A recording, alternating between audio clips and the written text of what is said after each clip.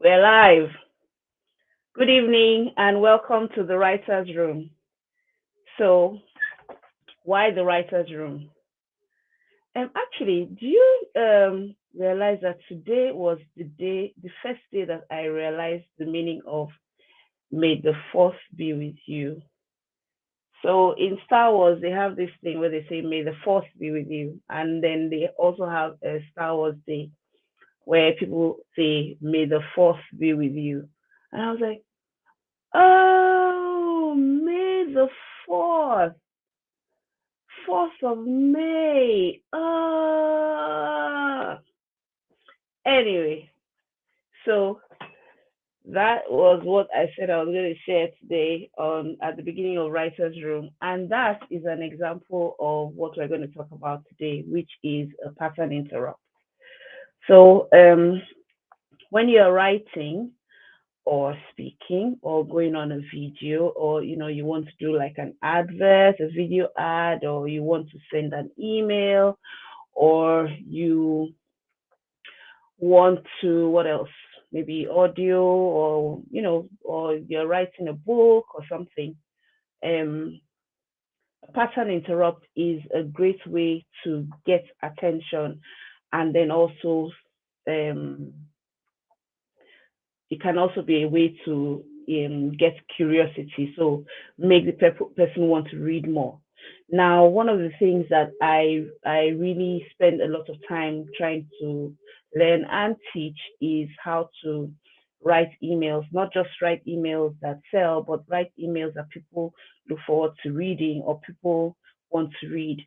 And one of the things that you would do, that I would usually teach, is that at the beginning of your email, it's always great, not all the time, but it's always great to have a pattern interrupt, because your pattern interrupt can act like a hook.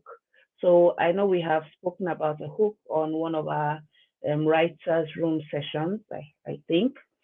If I remember correctly, I think yes, it was a writers' room session. We talked a lot about hooks, and I'm sure we'll come back to talking about hooks, because hook is also one of those things that you use to get attention.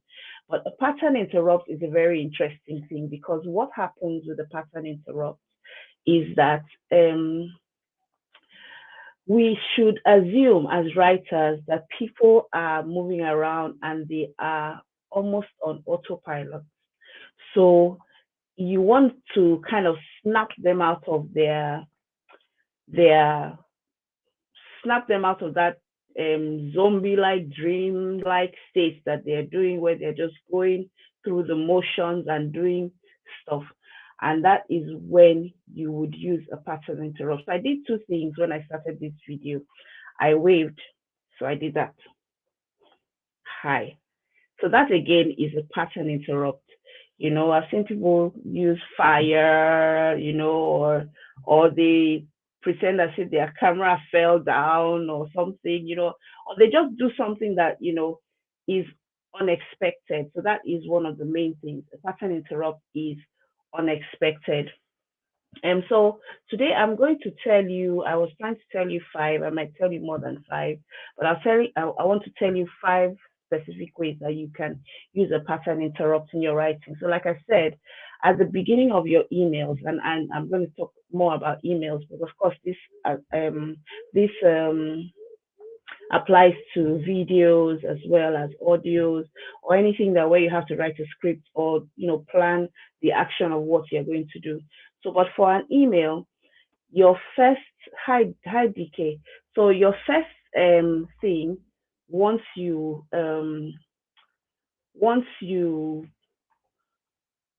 start your email, or once somebody opens your email, the first sentence is very important. Hello, Gloria. And so the first sentence is very important. The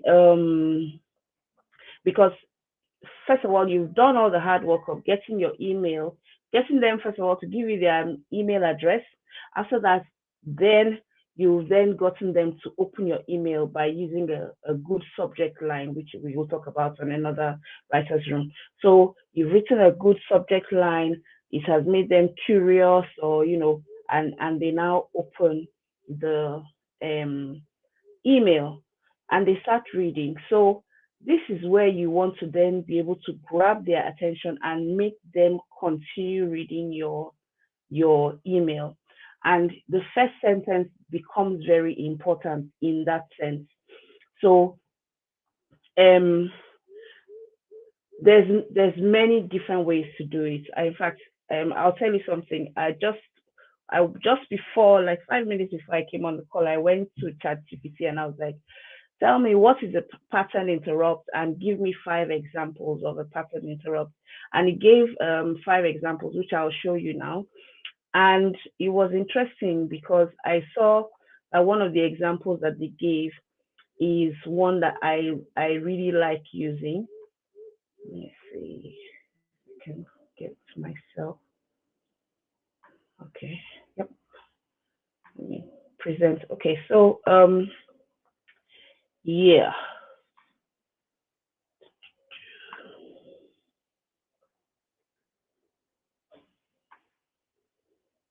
Here we are. Okay. So let's share that.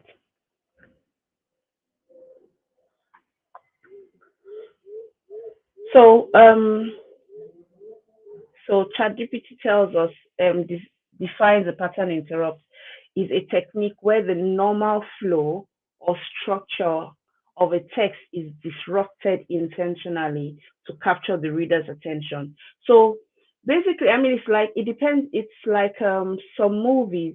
When you watch a movie, there's a way that there's a predictability, or there can be a predictability about watching a movie. You kind of like know, you have an expectation. Okay, this is, or these people are going to end up together, or this person is about to die. I don't know, I just sense that there's something about this person. I think they're soon going to die, or something like that. And so those things are the things are predictable.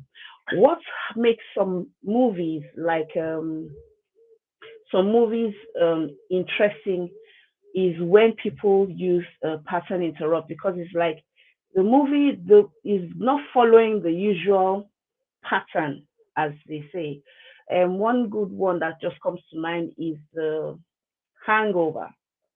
For anybody, if I can't tell the story of the Hangover, but I know that it was just there were so many surprises and so many unexpected turns, twists and turns, and it kind of keeps your attention because you're like, what's going on here? And you're trying to follow the story. There was another one I watched recently. It's called something story with um Kevin Hart. True Story, I think it's called True Story with Kevin Hart. And the person, it was like somebody came to blackmail him, and you were thinking, okay, somebody has come to blackmail him, then maybe he's going to go through how to get himself out of the clutches of the blackmailer. Okay, I'm going to spoil it for you anyway. But like in the first few minutes of the person coming to blackmail him, he killed the blackmailer. And I'm like, what? What's going on here? What's gonna happen? What's gonna happen now? Another one, I give you another. I know I'm actually not really that much of a movie person, but another example that comes to mind as I'm talking is what's the name? Game of Thrones.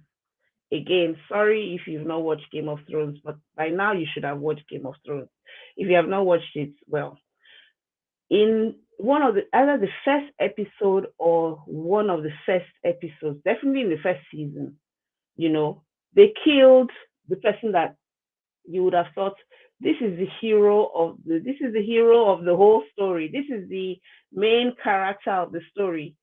And he was killed off like literally the first episode or second episode. They chopped off his head for doing something or the other.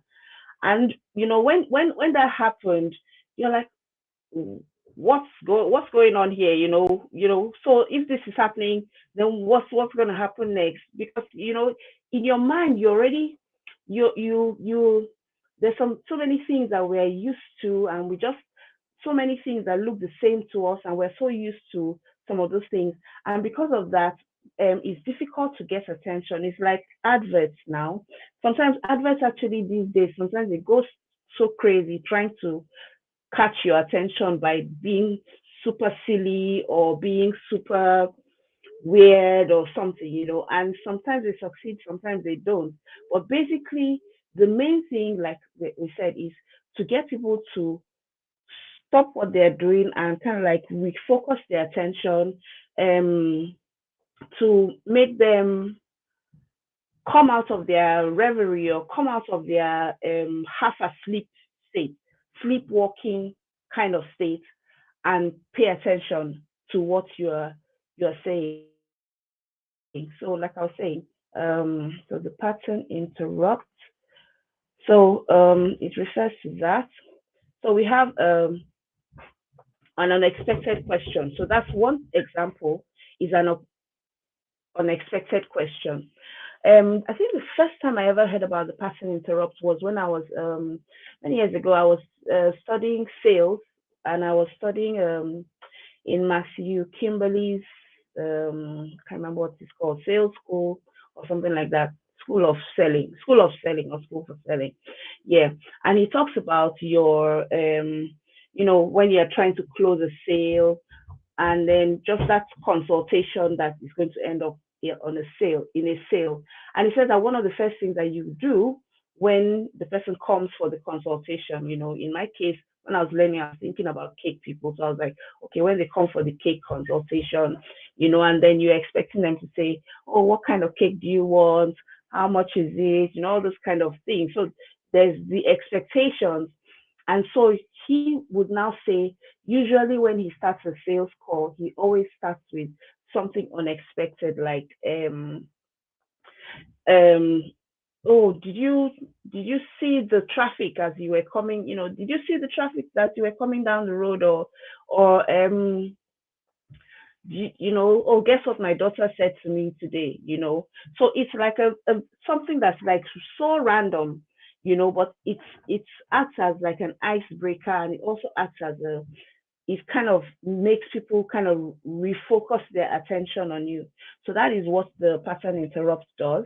So an unexpected question, like I started by saying, um, how I does anybody know about May the 4th of May, which is supposed to be Star Wars Day, and please Star Wars, oh, that's correct, Star Wars Day.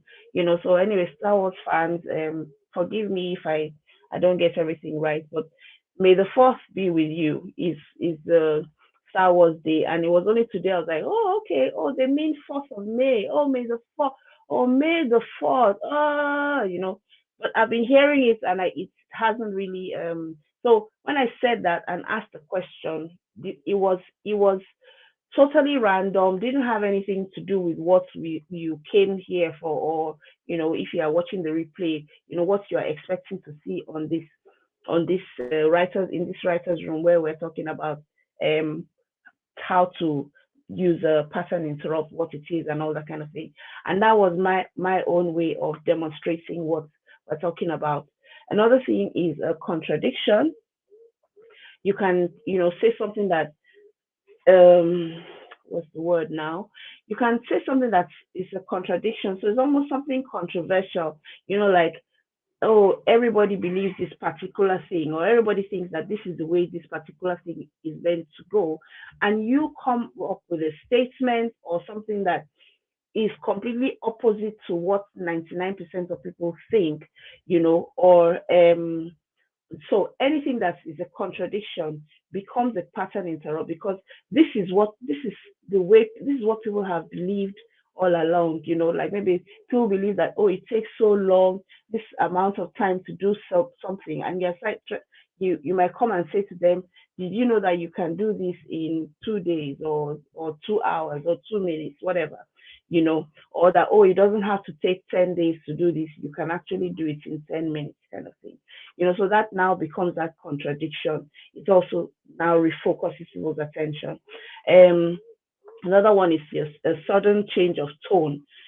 So I started off in a playful way, and then I then went straight into teaching. So that is also a pattern interrupt as well. It helps to refocus people's attention. Shift in perspective is similar as well. So obviously when you're telling a story, you can shift perspective from one side to the other and all that, and then that becomes your pattern interrupt. And then of course the one I said I use often, or that I like using, is starting in the middle of the story, especially if I'm writing. I would That's why when I tell people, or when you're writing an email, like today I spoke to my VA, and I said to her, write an email, start from anywhere, just pick a point and start from there. So you might already have a story. Like last this Sunday that just went by, I went to Reading. We went for a Suya Sunday at a client's warehouse and shop, and we drove down there, we did the thing, we drove back. And but then I might start from the point of, I was standing in the queue waiting for my free suya, or I might start from the point of um I was nervous about driving such a long distance or something. You don't have to, like, if you're telling a story, because obviously what we're talking about generally is storytelling. If you're telling a story, you do not have to start from the beginning, like in the chronological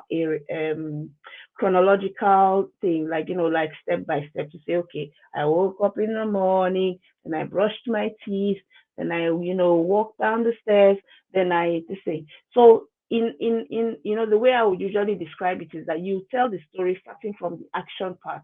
you know, if you watch any Mission Impossible, oh God, we're back there again. If we watch any Mission Impossible, at the beginning of the thing, as soon as the screen comes on, or if it's James Bond, as soon as the thing starts, before they even put the credits and everything, before they even say, oh, this is Mission Impossible, you're already seeing somebody running, or in a car chase, or jumping on an aeroplane, or trying to diffuse a bomb or something. So that is in media stress,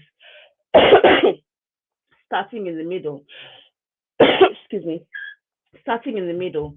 So it's like you're starting in the like I always say, starting at the action part of the story, starting up at the place that where there's what I call shock and awe, you know, where what that place of that, So then when you start there, you can continue your story and then go back to the beginning and then explain how you came to at this point.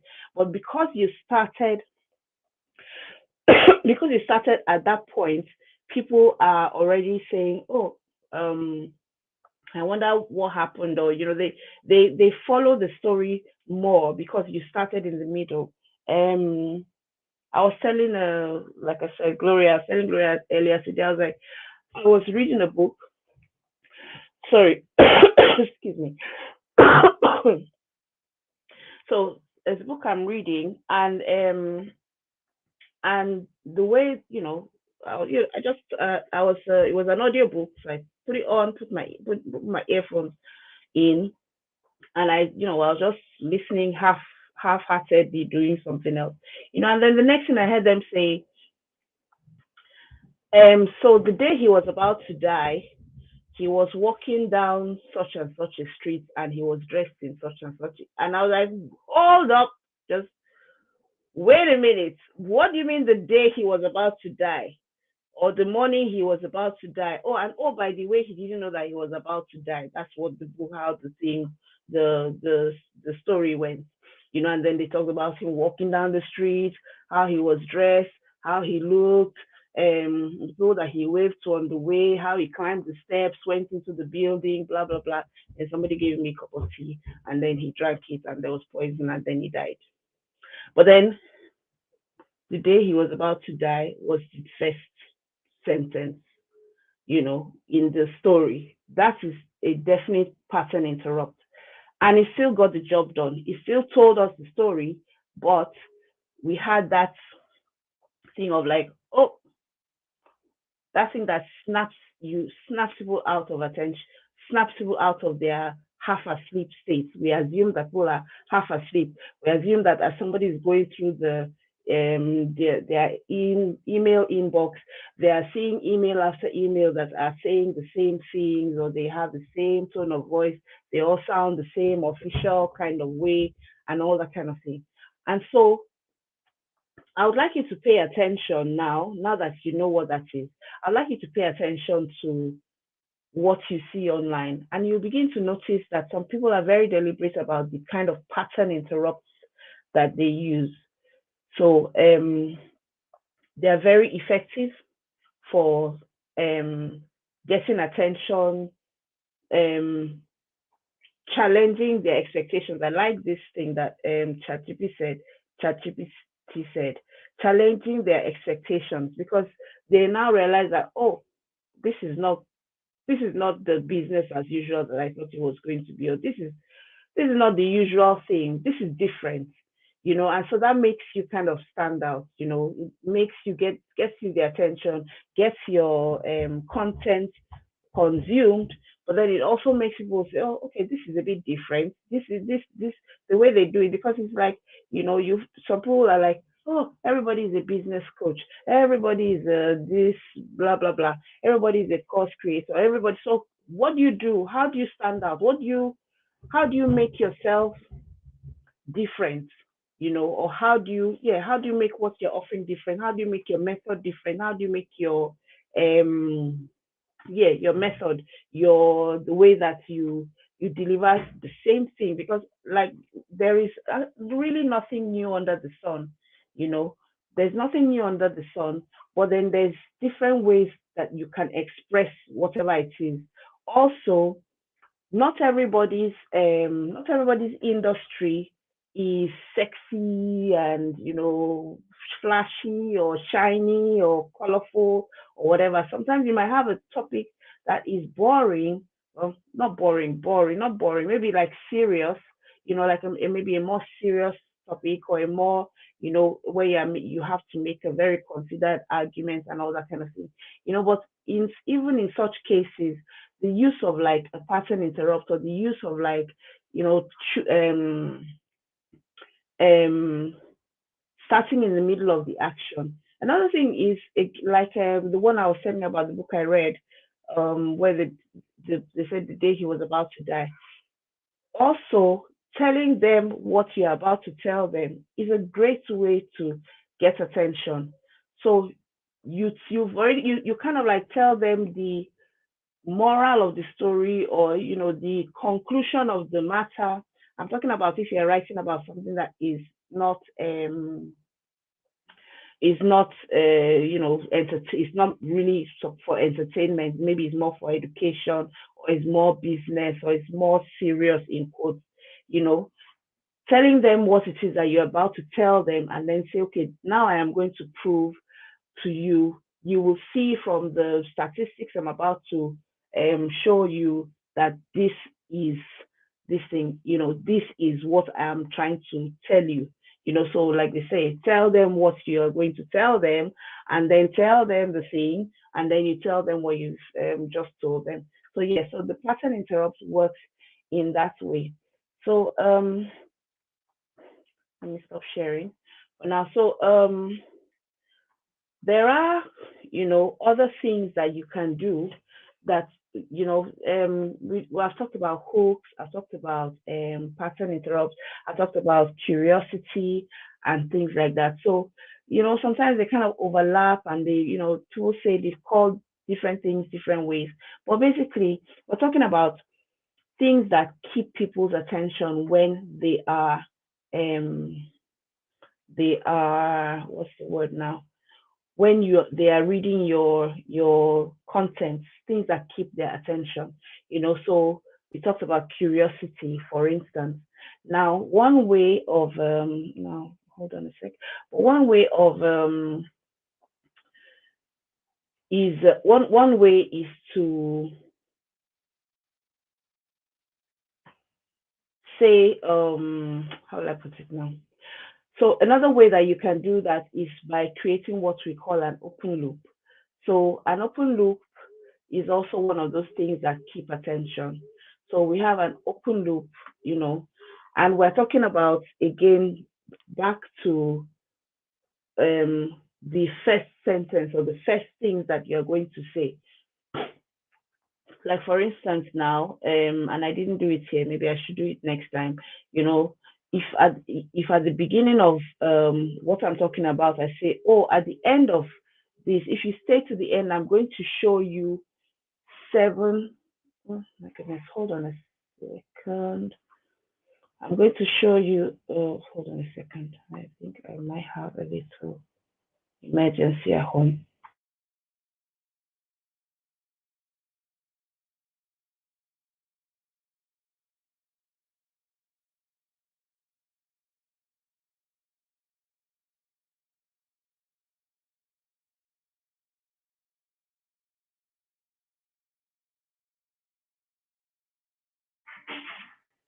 Right, my apologies. I thought I could smell something burning, so just wanted to turn off the oven. Right, where were we? We were interrupting the pattern. May the force be with you. Yes, I know. Right, questions. How do you use it for captions on Instagram? Great question. So, let me just run through some other things with you. And one of them is, like I said, an open loop. So, an open loop is like it is like you tell part of a story or you make a statement and you leave the end part out. So it's like you break up a story or you break up a statement or you break up a narrative into two parts, you know, and then you tell part of it and then you kind of promise to tell the rest of it at a later time. So either, oh, you know, like maybe like you say, you won't believe what happened to me. Anyway, I'll just see you later. Then you now talk about something else, you know, yeah, and they're like, they kind of like want to feel, you know, you won't believe who I saw today. Oh, anyway, anyway, I'll tell you about that. Let's first talk about this. So of course, that that is like an open loop now because you've it's almost like it's like an incomplete thing, you know, and our brain does not like something that's not an incomplete thing that's just hanging there. You know, it's like, why will you leave me hanging? Now, don't leave me hanging. You know, let me tell me what the thing is, you know, and it helps you to it now keeps them to stay with you, follow you what you're doing, and then eventually they get the resolution, you know. So it's like you can imagine if you're watching a series, you know, and then they just stopped in the middle. It would drive you crazy because you'd be like, what's, you know, what's, what happened next? You know, you want to know what happened next. And that's what makes people keep coming back to what's the next part of it and keep coming back to what's the next part of it because that open loop also is one of those ways that you interact with the story because you like, you start imagining, what could it be and all that. And you also come to your own conclusions and you also tell your own stories in yourself as the person is also telling the story. So that kind of brings that um delicious what's that thing coming together, you know, of interaction, you know, between you and the person that you're having a conversation or telling a story to. So how do you use it for captions on Instagram? That's on captions on Instagram, it's a perfect scene, you know, because it's perfect for pattern interrupts are perfect for that because sometimes even the visuals of your Instagram might already be a pattern interrupt.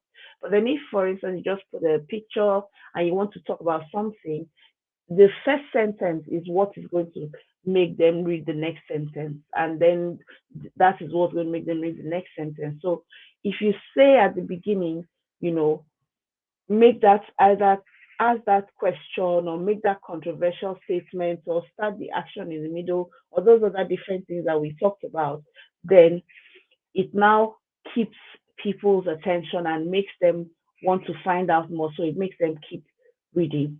So I think, oh, the time is up already. I was about to say, do we have time for another one? Um, Right. Okay. So we'll keep going with this next week. I was hoping next week we will talk about writing for emotion. Emotion and in your writing and emotion in your storytelling. But we will just talk a bit more about hooks, and then we'll go into emotions in your storytelling, and how to talk about emotions, how to elicit emotions with our storytelling, and without having to say, "Oh, I was so emotional." No, you're not going to do that, because there's still different ways that you can talk about things without having to say the thing that you're talking about. So that is it for today. Thank you so much for watching, and also if you are watching the replay later, it's thank you for joining us in the writers' room. So I'll see you again next week, same time, 7 p.m. On Tuesday. We are on Facebook, LinkedIn, YouTube, and that's it, I think. All right then. Have a good evening. Bye. May the force be with you.